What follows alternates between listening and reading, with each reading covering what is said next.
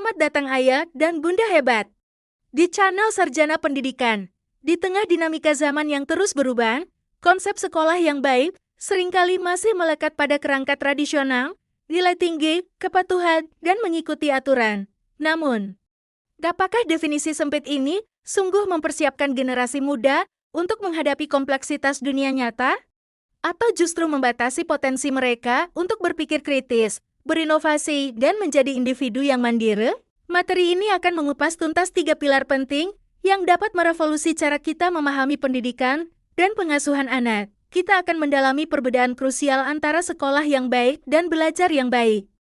Mengeksplorasi bagaimana kita bisa merangkul seni gagal dan berhenti sebagai bagian integral dari proses pertumbuhan, serta mengapa sangat fundamental untuk membiarkan anak-anak memimpin dalam perjalanan penemuan mereka sendiri. Bersama-sama, mari kita telan bagaimana menggeser paradigma dari sekadar mengejar angka dan aturan menuju penciptaan lingkungan yang memberdayakan anak-anak untuk menjadi pembelajar sejati, tangguh, dan penuh inisiatif. Transisi ke pembahasan. Lanjutkan dengan peralihan atau transisi ke call to action. Sebelum kita masuk ke pembahasan, saya ingin tahu dari kota mana Anda menonton video ini? Silakan tulis di kolom komentar. Dan jangan lewatkan juga video-video yang lain di channel ini. Jangan lupa juga untuk like video ini dan subscribe ke Sarjana Pendidikan, agar Anda tidak ketinggalan berbagai tipe dan ilmu terbaru dari kami. Sekarang, mari kita bahas. Pertama, sekolah yang baik phase. Belajar yang baik. Sistem pendidikan yang berlaku saat ini seringkali menyamakan murid yang baik dengan kriteria yang sempit. Ini umumnya berarti seorang siswa yang patuh, konsisten mendapatkan nilai tinggi, dan selalu mengikuti semua aturan yang ditetapkan. Model ini menciptakan lingkungan di mana kepatuhan dan pencapaian akademik formal menjadi tolok ukur utama keberhasilan seorang anak. Namun, pandangan ini menuai kritik tajam. Argumen kuat diajukan bahwa siswa seharusnya didorong untuk lebih dari sekadar mematuhi. Mereka perlu diberi ruang untuk menjelajahi ide-ide baru, mengembangkan kemampuan berpikir kritis, dan menjadi individu yang mandiri. Semua tanpa dihantui rasa takut akan nilai buruk atau teguran. Pendidikan sejati seharusnya memberdayakan siswa untuk berani mengambil risiko intelektual. Ada beberapa bahaya nyata yang melekat dalam sistem pendidikan yang berfokus pada definisi sempit ini. Salah satunya adalah pelajaran tanpa konteks. Seringkali, siswa diajari materi yang terkesan abstrak dan terpisah dari kehidupan nyata, tanpa pemahaman relevansi materi tersebut di dunia nyata. Siswa cenderung merasa bahwa pengetahuan yang mereka peroleh itu tidak berguna, sehingga motivasi intrinsik untuk belajar pun menurun. Bahaya lain adalah sistem peringkat yang diterapkan secara ketat. Sistem ini secara tidak langsung menciptakan fokus yang berlebihan pada nilai sebagai simbol status. Ini bisa mengkategorikan siswa secara sembarangan sebagai pintar atau bodoh, mengabaikan fakta bahwa setiap individu memiliki bakat unik dan gaya belajar yang berbeda-beda. Peringkat semacam ini berpotensi merusak harga diri dan membatasi potensi eksplorasi siswa di luar bidang yang dinilai. Selanjutnya, masalah dengan ujian dan penilaian yang dominan juga menjadi sorotan. Banyak siswa belajar hanya untuk lulus ujian dan setelah itu, informasi yang mereka pelajari cenderung cepat terlupakan. Motivasi mereka menjadi ekstrinsik, yaitu hanya untuk mencapai nilai atau kelulusan, bukan untuk penguasaan materi yang mendalam. Sistem ini juga sering memaksa siswa untuk beralih ke topik baru tanpa sepenuhnya memahami topik sebelumnya secara mendalam. Ini menciptakan siklus pembelajaran dangkal, di mana pengetahuan yang diperoleh bersifat jangka pendek dan hanya didorong oleh kebutuhan untuk melewati tahapan berikutnya. Pemahaman yang kokoh dan menyeluruh menjadi korban dalam proses ini. Oleh karena itu, penting untuk merefleksikan kembali tujuan utama pendidikan. Apakah kita ingin menghasilkan siswa yang hanya pandai menghafal dan patuh, ataukah kita ingin membentuk individu yang inovatif, kritis, dan mampu beradaptasi dalam menghadapi tantangan dunia nyata yang terus berubah?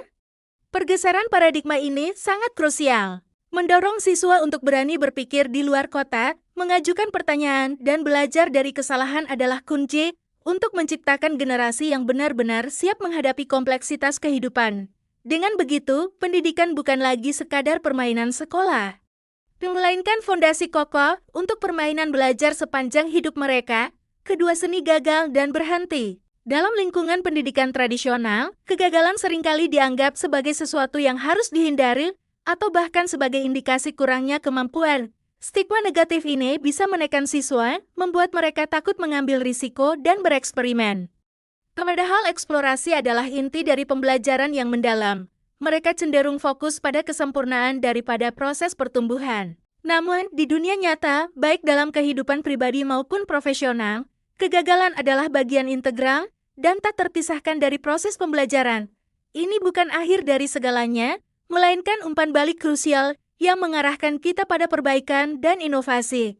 Tanpa pengalaman gagal, kita akan kehilangan kesempatan untuk mengidentifikasi kelemahan dan menemukan jalur yang lebih efektif. Buku yang dibahas menekankan pentingnya mengubah persepsi ini, disarankan agar kita mengajari anak-anak untuk merangkul kegagalan sebagai sebuah pengalaman yang bernilai. Ini berarti melihat setiap kesalahan bukan sebagai kegagalan total, melainkan sebagai data yang membantu mereka memahami apa yang tidak berhasil dan mengapa. Dorongan untuk mencoba berbagai hal menjadi kunci dalam pendekatan ini. Dengan bereksperimen di berbagai bidang, anak-anak dapat secara alami menemukan kekuatan, mengidentifikasi kelemahan mereka, dan belajar kapan saatnya untuk gigih, serta kapan saatnya untuk melepaskan dan melanjutkan ke hal lain. Fleksibilitas ini sangat penting untuk adaptasi di masa depan. Peran orang tua sangat vital dalam menanamkan ketahanan ini. Salah satu cara efektif adalah dengan berbagi cerita kegagalan mereka sendiri, ketika anak-anak melihat bahwa orang dewasa pun pernah mengalami kegagalan dan berhasil bangkit. Ini akan menormalkan pengalaman tersebut dan membangun empati serta keberanian. Selain itu, menggunakan contoh-contoh inspiratif dari tokoh-tokoh yang berhasil setelah menghadapi banyak rintangan juga bisa sangat memotivasi. Kisah-kisah tentang inovator atau seniman yang berkali-kali gagal sebelum mencapai terobosan dapat mengajarkan ketekunan dan perspektif baru tentang kesuksesan. Penting juga untuk memberi anak-anak ruang untuk refleksi. Setelah mengalami kegagalan, mereka membutuhkan waktu dan tempat untuk memproses apa yang terjadi, memahami akar masalahnya, dan memikirkan langkah selanjutnya. Ini bukan tentang menghakimi, melainkan membimbing mereka untuk belajar dari pengalaman tersebut. Terakhir, kita harus merayakan kegagalan sebagai kesempatan untuk mencoba lagi. Alih-alih menghukum, kita bisa memberikan dukungan dan dorongan. Sikap positif ini akan membangun mentalitas pertumbuhan, di mana setiap kemunduran adalah batu loncatan menuju pemahaman yang lebih baik dan upaya yang lebih gigih di masa depan. Ketiga, biarkan anak-anak memimpin. Seringkali, naluri alami orang dewasa adalah melindungi dan membantu anak-anak dengan memberikan solusi termudah untuk setiap masalah yang mereka hadapi. Kita ingin melihat mereka sukses tanpa hambatan, sehingga cenderung mengambil alih tugas atau memberikan jawaban langsung. Niatnya baik, yaitu untuk meringankan beban mereka dan memastikan hasil terbaik. Namun, sikap ini, meski bermaksud baik, justru dapat menghambat kemandirian dan perkembangan krusial pada anak-anak. Ketika kita selalu menyediakan jalan termudah, kita secara tidak sengaja merampas kesempatan mereka untuk berpikir, mencoba, dan belajar dari kesalahan. Mereka jadi kurang terbiasa menghadapi tantangan dan menemukan solusi sendiri. Maka, salah satu kunci untuk memotivasi anak-anak secara efektif adalah dengan menggeser peran kita dari penyedia solusi menjadi fasilitator. Alih-alih memberikan perintah langsung, kita bisa menawarkan pilihan. Misalnya, daripada mengatakan rapikan mainanmu sekarang, coba katakan, kamu mau merapikan balot atau boneka dulu?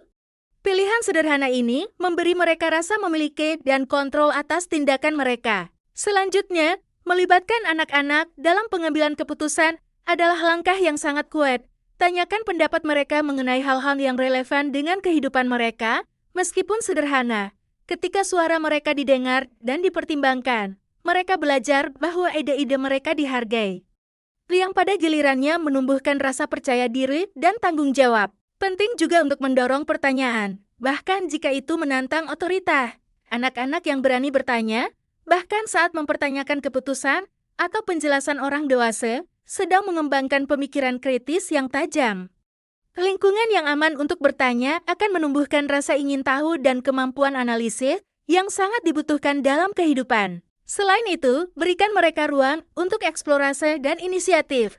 Ini berarti membiarkan mereka bereksperimen, mencoba hal-hal baru, dan bahkan membuat kekacauan dalam prosesnya. Ketika anak-anak memiliki kebebasan untuk menjelajah, mereka akan lebih mungkin untuk menghasilkan ide-ide orisinal dan menemukan minat sejati mereka. Dalam memberikan umpan balik konstruktif, ada pendekatan yang lebih efektif daripada sekadar pujian umum. Pujian harus spesifik, daripada hanya mengatakan, bagus sekali. Lebih baik mengatakan, saya suka caramu menggunakan warna-warni cerah di gambar ini. Pujian spesifik menunjukkan bahwa kita benar-benar memperhatikan usaha mereka. Lebih jauh lagi, apresiasi dapat ditunjukkan dengan menanyakan tentang usaha dan proses mereka, bukan hanya terpaku pada hasil akhir.